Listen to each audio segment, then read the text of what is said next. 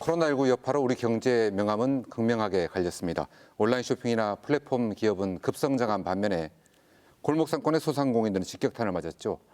단계적 일상 회복이 시작된 지 이제 한 달이 지났는데 골목 경제는 되살아날 수 있을까요? 위드 코로나 나아가 포스트 코로나 시대에 골목 상권을 살리기 위한 해법은 없는지 살펴보겠습니다. 오늘 함께 하실 분들 소개합니다.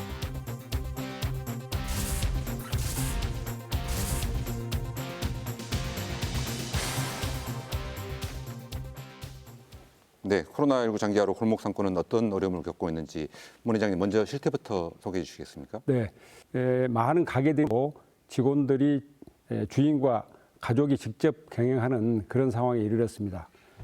실질적으로 지금 폐업을 하려고 해도 점포가 영업이 안 되기 때문에 가게가 안 팔리고 네. 또 이 기존 투자금이 있기 때문에 손실에 대한 그런 부분들이 많아서 정리도 못하고 있는 그런 상태입니다. 그래서 특히 이제 그 학생 상권 대학에서는 거의 2년 동안 학생들이 지금 비대면 수업을 하고 있기 때문에 네.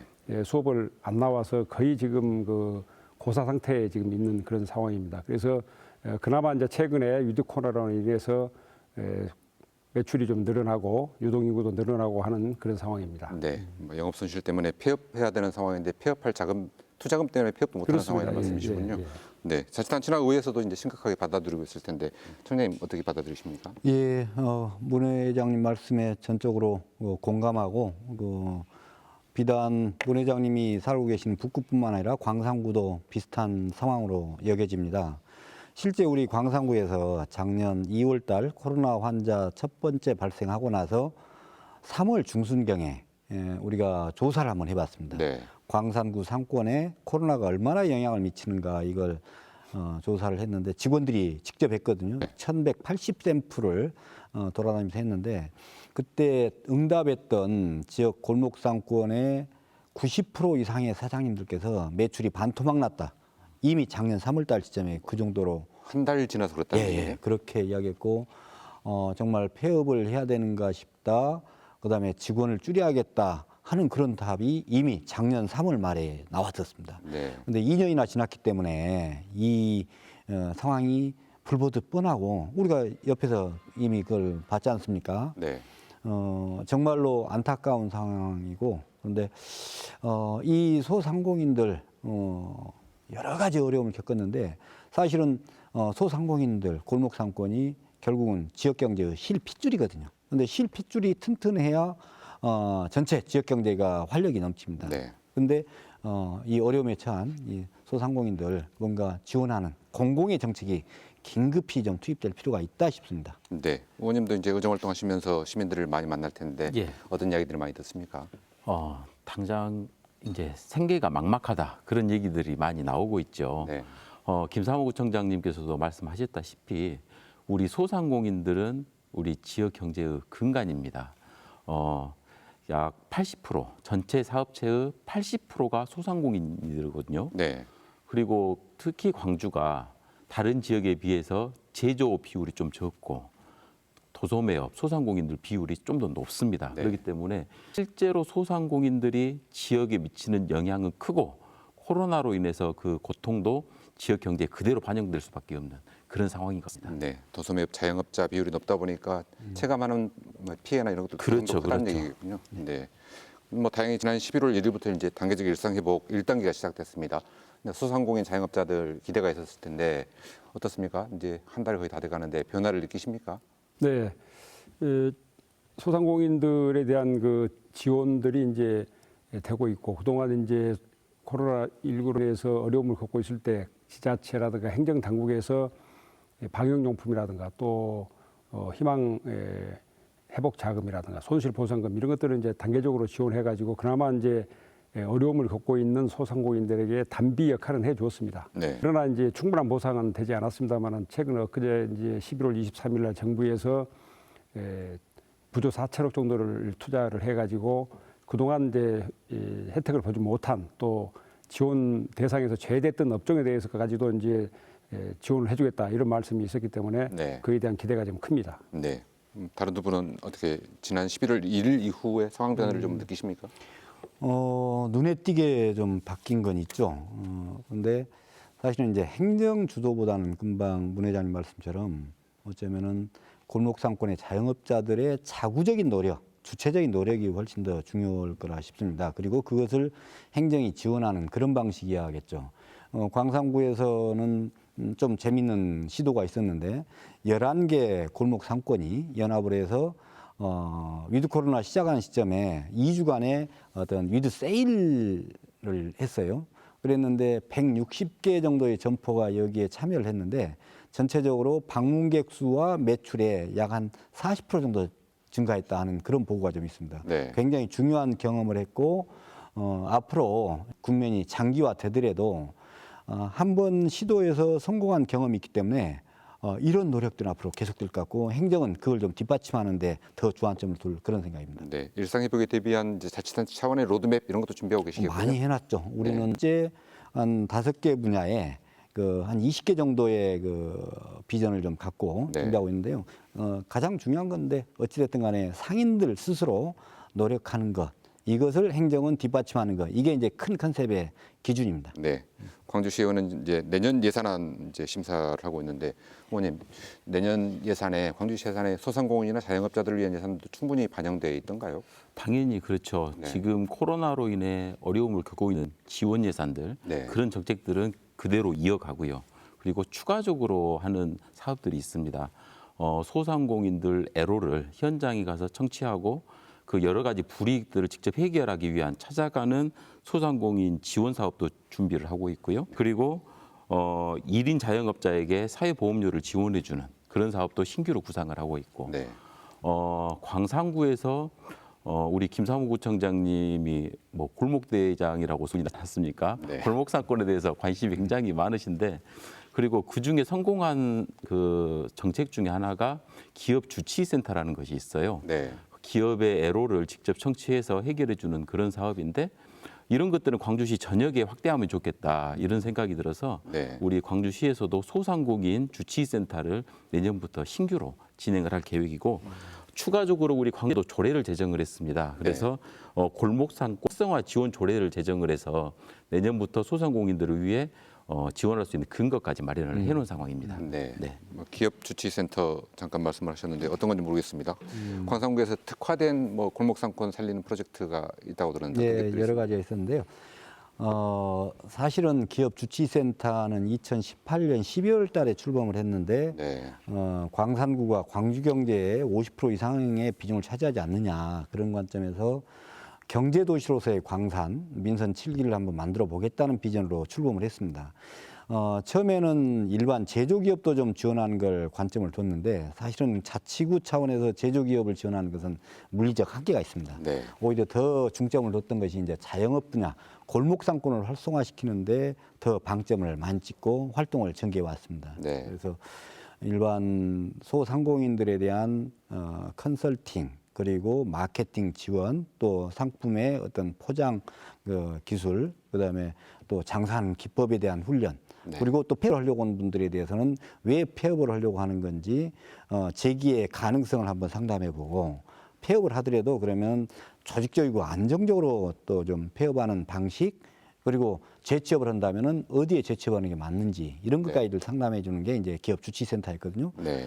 굉장히 큰 성과가 있었고 그 기업 주치센터가 중심이 돼서 또 이후에 그 코로나 위기 상황에서는 광산구 경제 백신 회의라는 것을 출범해 가지고 거기에서 이제 또 광산구의 소상공인들을 살리기 위한 다양한 솔루션들이 제공이 됐었습니다. 네. 기업주치센터 이름은 기업주치센터지만 실제 혜택은 소상공인들한테 가는 거군요. 정확하게 표현하면 지역경제 활력센터라고 하는 게 맞습니다. 네. 그러나 이름이 좀 훨씬 더 좀 알아듣기 쉽기 때문에 그냥 기업주치센터라는 이름을 계속하고 있습니다. 네. 골목 상권 살리는 방법 중에 하나로 이제 골목형 상점가 지정 이제 광산구에 있는 걸로 알고 있는데 회장님이 활동하시는 북구에도 여러 곳 지정돼 있죠. 네, 그렇습니다.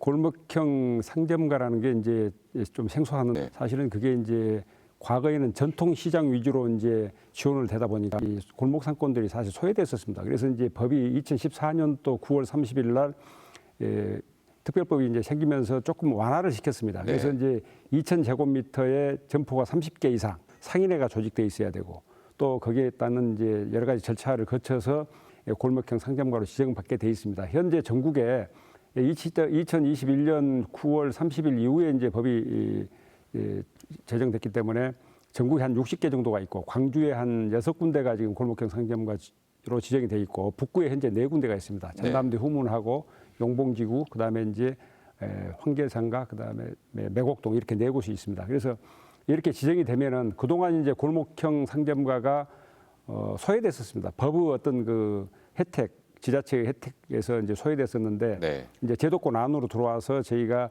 지원을 받을 수 있는 그런 계기가 돼서 이런 골목형 상점가로 제도권 안으로 이 상인애들이 들어와야 된다 그렇게 저는 생각이 합니다. 네.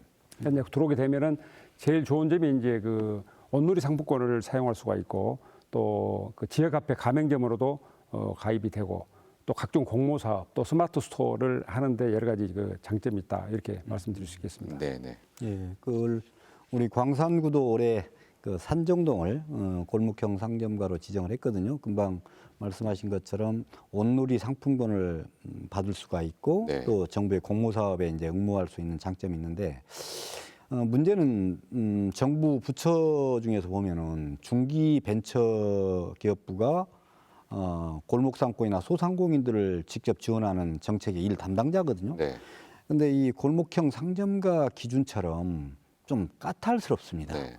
오히려 중기부는 조건 없이 골목형 상점가 지정할 수 있고 그다음에 골목 상권이 활성화되기 위해서 다양한 뭔가 지원책이 좀 제공돼야 되는데 매우 보수적이고 방어적이라는 겁니다. 네. 도산동에서는 행정안전부에서 주최한 골목 상권 활성화 사업에 응모를 해가지고 8억이다. 네.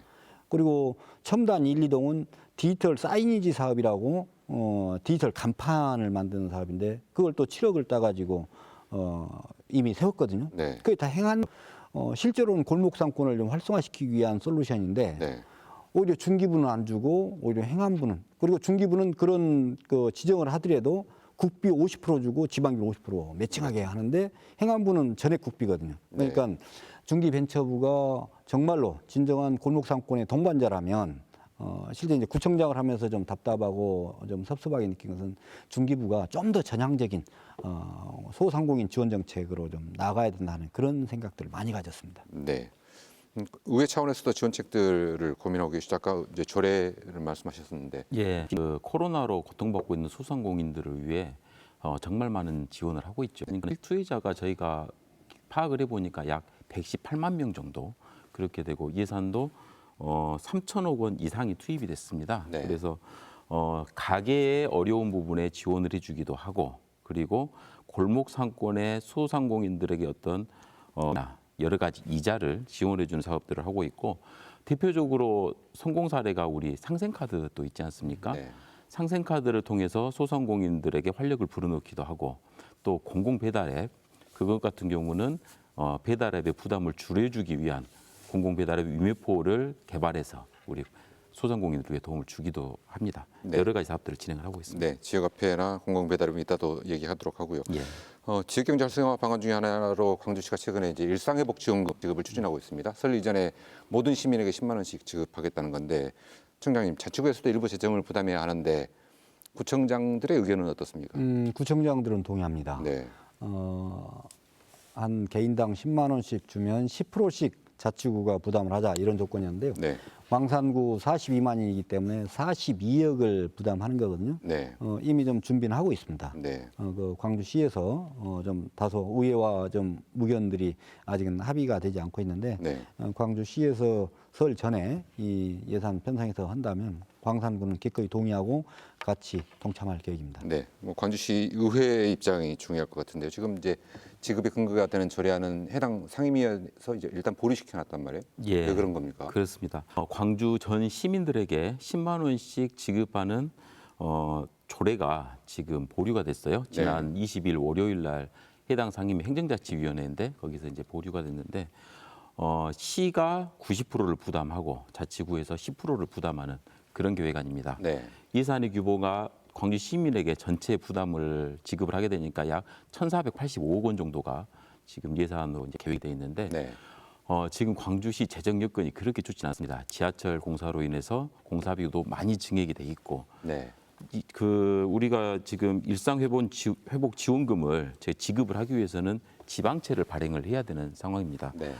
지방채가 약 2,850억 원을 발행을 해야 시민들에게 지급을 해줄 수가 있는데 그런 것들 때문에 상임위에서 신중한 논의를 하고 있고 그럼에도 불구하고 예산이라는 것은 사실 시민을 위해 써야 되는 돈 아닙니까? 네. 그래서 시민들이 코로나로 인해 굉장히 고통이 크다면 그런 것도 저희가 충분히 감안해서 조례안을 검토할 예정입니다. 네, 뭐 이 조례 지급안 가지고는 뭐 지역경제 보탬이 될 거라는 의견이 있는가 하면은 이거 하필 성갑 두고 하는 것 때문에 선심성 아니냐 뭐 이런 논란도 있습니다. 회장님께서는 일상회복지원금 저희는 적극 찬성이죠. 그리고 네.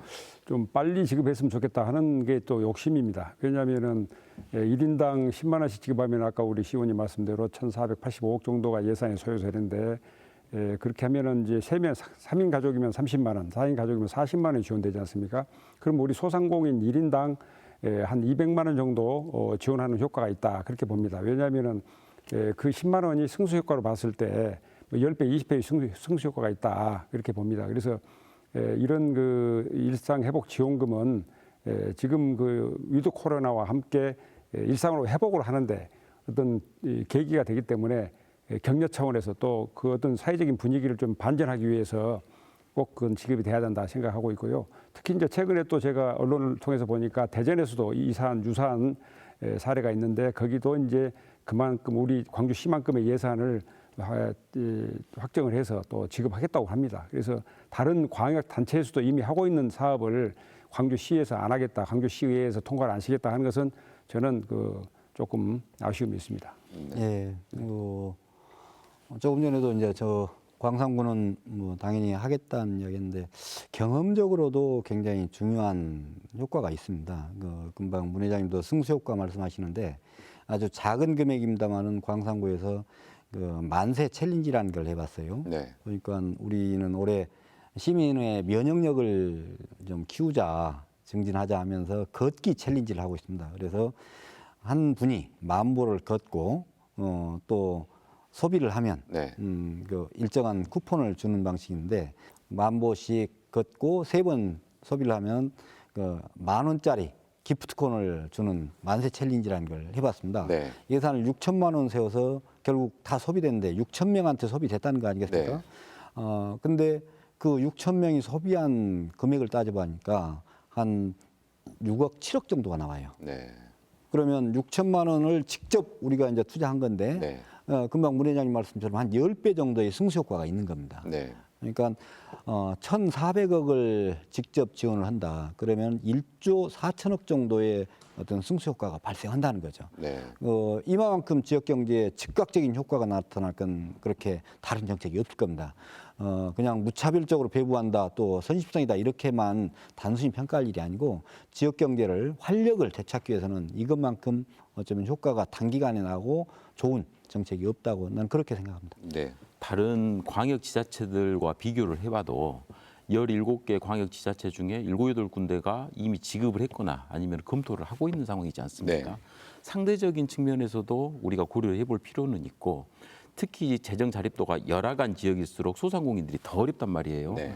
그런 곳일수록 그 지급을 적극적으로 검토하는 게 맞다라는 목소리도 지역의 목소리도 있습니다. 네. 그래서 그런 것들을 감안해서 지급을 검토해야 되지 않나 이런 생각도 듭니다.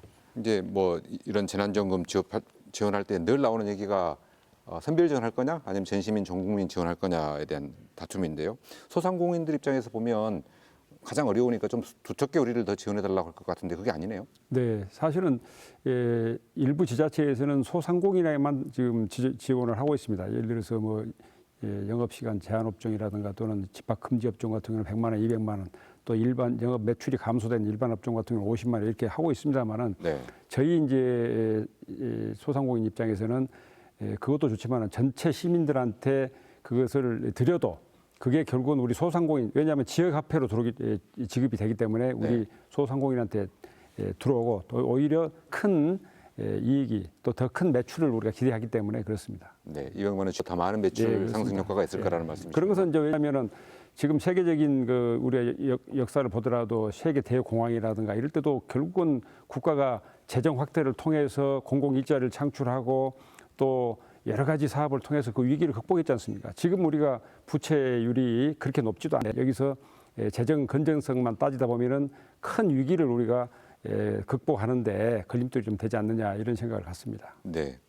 이 이제 일상회복지원금을 지급한다면 이것도 이제 지역화폐로 지급하는 거죠. 광주에는 네, 광주 상생카드가 그렇죠. 상생카드로 해당될 거고요. 상생카드로 지급하는 겁니다. 광주 상생카드가 도입된 지가 좀 됐는데 이 지역화폐가 도입된 이후에 소상공인들은 어떤가? 예, 그렇습니다. 예, 지역화폐는 이제 금년 예산은 제 생각에는 한 1,450억 정도가 지금 지역화폐가 발행된 걸로 지금 알고 있습니다만은 이게 이제 10% 할인 효과가 있습니다. 그래서 일반 시민들이 그걸 구매를 하게 되면 50만 원씩 구매하게 되면은 5만 원을 할인을 해주기 때문에 네. 10% 할인 효과가 있습니다. 그래서 이제 그걸 통해서 공공 배달 앱을 이용하면은 또 시작하고 그래서 여러 가지 좋은 점이 있습니다. 그러나 이제 아직 올해도 이제 더 확대해야 되는데 예산이 이제 기획재정부의 어떤 지원을 받아서 한 사업이기 때문에 지금 정부 차원에서 또 예산을 금년에 많이 깎인 걸로 지금 알고 있습니다. 그래서 좀 아쉬움은 있습니다만은 이런 상생카드는 상당히 도움이 되고 또 저는 지속적으로 해야 된다고 생각을 합니다. 네. 저는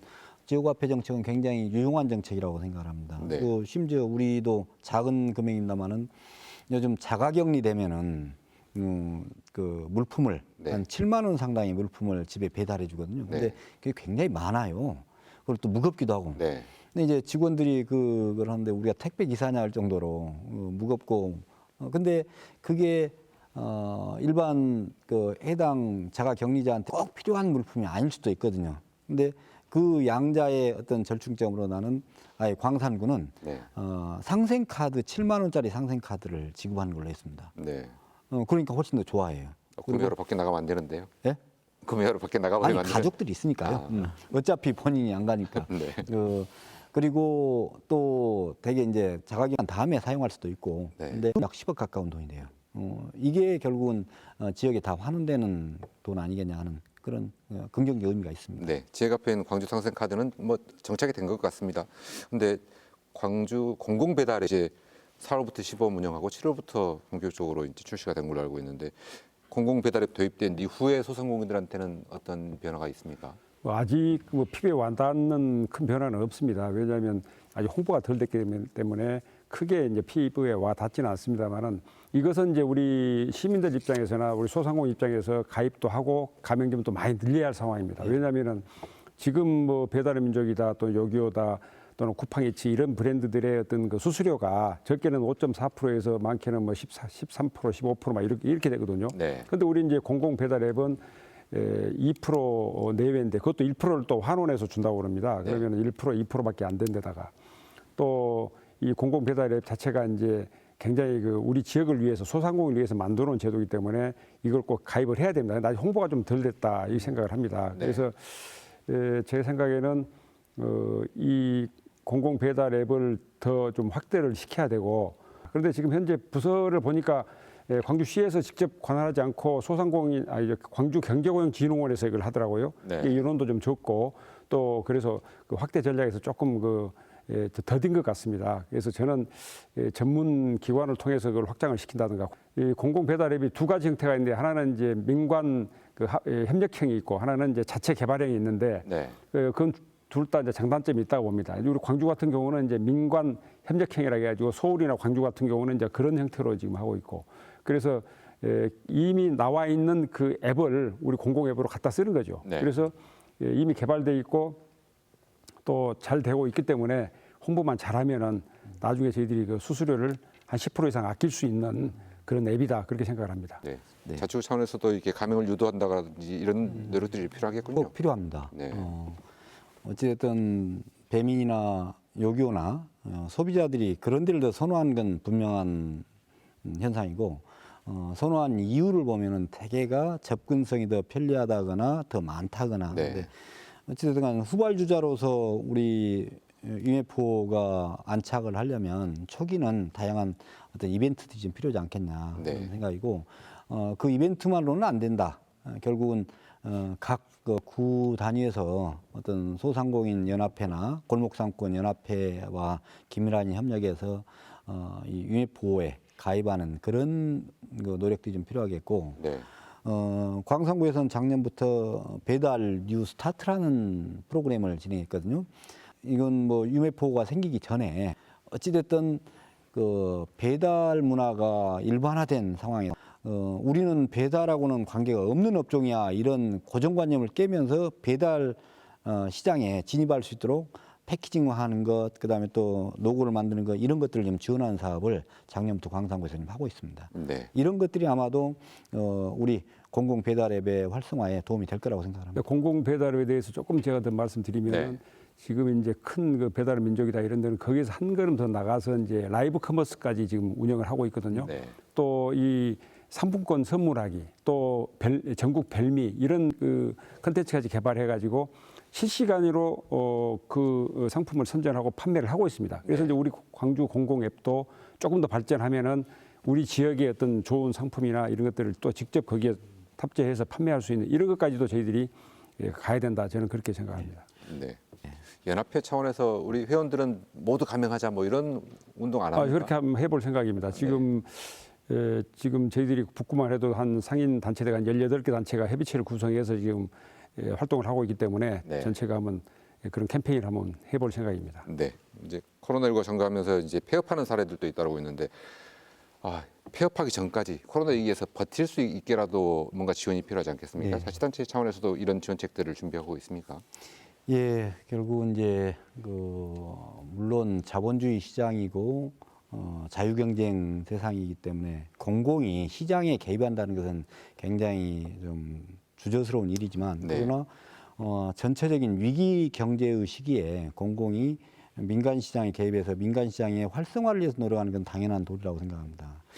우선 우리 광산구에서 그동안에 해왔던 일들을 잠깐 소개를 해보면 과잉된 어떤 그 자영업 여기에 더 좀 잘하게 만드는 사업들이 좀 필요하다 하는 그런 생각을 했습니다. 그래서 특히 이제 골목상권에 음식점을 하고 있는 분들 아카데미라는 걸 3년간 해봤거든요. 네. 근데 그 아카데미를 이수한 분들의 일반적인 매출 성장은 약 30%의 매출 성장이 있어요.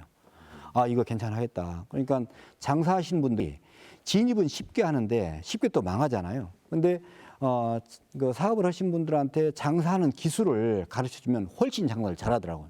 여기에 나는 시사점이 있다고 생각합니다. 네. 그래서 공공이 개입해서 사업하시는 분들한테 장사하는 기술을 가르치는 그 상인대학이죠. 이것들을 좀 더 많이 조직하고 해야겠다는 그런 교훈을 얻었고 이분들이 또 교육을 받고 나서 옆에 선한 영향을 미칩니다. 그러니까 수안지구 나들목에 있는 상인회 당신들끼리 한번 상인회를 조직해라. 그러면 우리가 좀 지원을 해주겠다 했더니 제가 취임해서 한 20개 정도의 상인회가 조직됐는데 그 상인회별로 자구책을 노력하고 그 집단으로 그 동네의 그 경제를 활성화시키기 위한 다양한 어떤 이벤트들이 전개되다 보니까 훨씬 다른 지역에 비해서 또 좀 활성화되는 것도 좀 있습니다. 네. 이런 상호 노력이 전개된다면 위기의 자영업자, 골목상권 좀 뭔가 돌파구가 마련될 거라고 생각되고 그런 연후에 그래도 이제 폐업을 고려하거나 폐업할 위기에 있는 그 골목상권에는 상담을 좀 해줘야죠. 네. 아까 말씀드렸다시피 기업 주치센터가 그런 데 투입돼서 왜 어려운지 상담해주고 타겟책을 한번 같이 모색해보고 정 안 되면은 전업을 하십시오. 당신은 장사하는 것보다는 차라리 150만 원 받는 게 낫다. 이렇게 하면서 공공 일자리로 좀 안내하는 그런 솔루션까지 좀 제공하는 것이 광산구에 해왔던 정책들입니다. 예, 광주도 이런 소상공인들의 사업을 응원하기 위해서 뭐 보증 사업이나 여러 가지 사업을 하지 않습니까? 네. 그럼에도 불구하고 작년에 폐업을 한 사업자가 2만 3천여 명이나 된단 말이에요. 그 중에서 90%가 개인 사업자입니다. 그래서 또 이분들을 보호하기 위한 정책도 필요하지 않겠습니까? 네. 그래서 어떤 폐업이나 생계 위협을 보호할 수 있는 노란우산 공제외 뭐 지원 사업을 한달지 그리고 실제로 그 만기가 도래하면 사업자 보증을 개인 보증으로 좀 전환해주는 브릿지 보증도 필요하거든요. 네. 그래서 그러한 사업들도 지금 시에서는 좀 보조를 좀 하고 있습니다. 네. 뭐 지원도 이게 중요합니다만 결국은 골목 상권이 자생력을 가져야 되지 않겠습니까? 예. 그러려면 골목이 먼저 살아야 되는 게 아닌가 싶기도 하는데 뭐 골목을 살리기 위한 좋은 방안들은 없습니까? 광주라는 지역을 뒤돌아보면 근데 너무 골목을 그냥 훼손하는 게 많아요.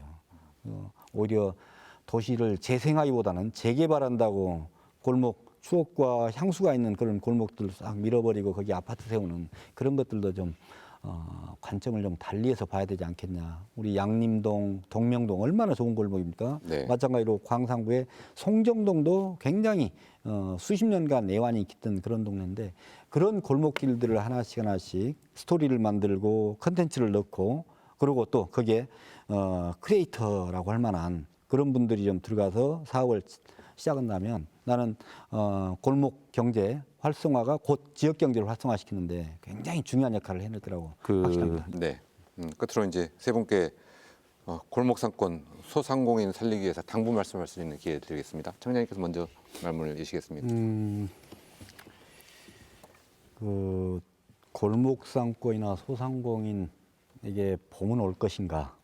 근데 늘 봄은 올 듯하면서도 또 갑자기 그 어떤 한파가 몰아치고 하는 그런 경험을 가졌습니다. 근데 가장 그 중요한 것은 저는 어찌됐든 그 상인 주체들이 좀 더 훈련하고 뭉치고 그러면서 자발적인 노력 이게 나는 필요하다고 생각합니다. 아까 공공이 할 수 있는 일로 교육을 시키고 또 각 골목 상권에 대해서 골목 상인회를 만들고 그리고 그 골목 상인회에서 자구적인 노력을 하면 행정은 지원하고 네. 이런 체계가 되면은 나는 어떤 어려움이 와도 능히 극복할 수 있겠다 이런 생각을 좀 하고요.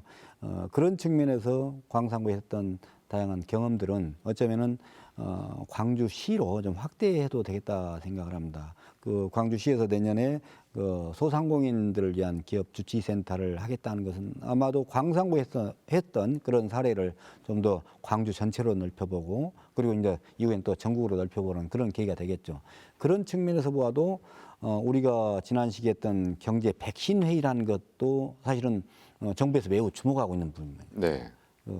이런 지방자치 시대에 다양한 소상공인들을 살리기 위한 정책들 이게 시도가 되고 이게 어느 정도 성공의 가능성이 보이면은 지역을 확대하는 네. 그런 선순환이라면 지금의 그 코로나에 의한 골목 경제의 그 어려움 이것들도 전국적으로 난 극복될 수 있다 이렇게 생각합니다. 네. 이정환 의원님. 코로나로 지금 굉장히 시민들이 고통받고 있지 않습니까? 네. 저희가 코로나로 시민들의 생명과 재산을 지키는 일 굉장히 중요한 일입니다. 그와 더 중요한 것도 우리 소상공인들의 어떤 재산을 지켜가는 일일 건데요. 지역 경제가 지금 굉장히 침체되어 있는 상황에서 저희 광주시나 뭐 광산구 뭐 다들 한마음 한뜻으로 지금 지역을 살리기 위해서 최선을 다 하고 있습니다. 특히 코로나로 인해서 코로나가 뭐 극복된다 손 치더라도 그 이유가 과연 코로나 이전으로 완전히 되돌아갈 수 있을 것인가 거기에 대해서는 아직까지 좀 물음표가 남습니다. 네. 그래서 우리 소상도 거기에 맞춰서 준비를 해야 되지 않을까. 우리 비대면 시대의 어떤 소비 문화 그런 거를 적응을 해 나가고 그리고 우리 시민들도 지금 위드 코로나로 전환이 되면서 그 코로나 감염 인원이 굉장히 또 이제 코로나 어떤 상황으로 이제 되돌아가서는 안 되지 않겠습니까? 그래서 우리 시민들 그리고 우리 소상공인들 모두 코로나 방역 수칙을 철저하게 지켜가면서 우리 이 위기를 잘 극복해 나가면 좋겠습니다. 네. 문 회장님. 네. 골목형 상점가나 전통시장은 가족이고 이웃입니다. 그래서 가능하면은 많이 이용해 주시고 또 뭐 서비스가 조금 미흡하고 또 포장이 예쁘지 않더라도 좀 많이 이용해 주시면 감사하겠습니다. 그런데 이제 행정당국에서 이제 지자체에서 많은 애를 쓰십니다만은 저희가 이제 한 가지 좀 부탁드리고 싶은 것은 기업 주치센터나 또는 소상공인 센터에 우리가 방문했을 때 거기에서 모든 서비스가 다 이루어져야 됩니다. 네. 특히 요즘에 이제 저희들이 애로사항은 노무 관리에 대한 애로사항이 좀 있습니다. 그래서 노무에 대한 그 전문가들이 없기 때문에 거기에 가면은 노무사가 일주일에 한 번 정도 몇 시부터 몇 시까지 있다든가 이렇게 해서 그 노무 행정에 대한 또 도움을 받았으면 좋겠다 그런 생각을 갖습니다. 왜냐하면은 이제 근로계약서를 안 쓰면은 또 뭐 벌금을 물게 되고 또 금년 11월 19일부터는 또 급여 명세서를 또 안 주게 되면 또 과태료를 먹게 되고 그러면 네. 지금 소상공인들이 이런 걸 잘 모릅니다. 네. 잘 모르는데 노무행은 이 법만 그렇게 만들어 놓고 안 하게 되면 이제 이 범죄자가 또 이 전과자가 되는 거예요. 그래서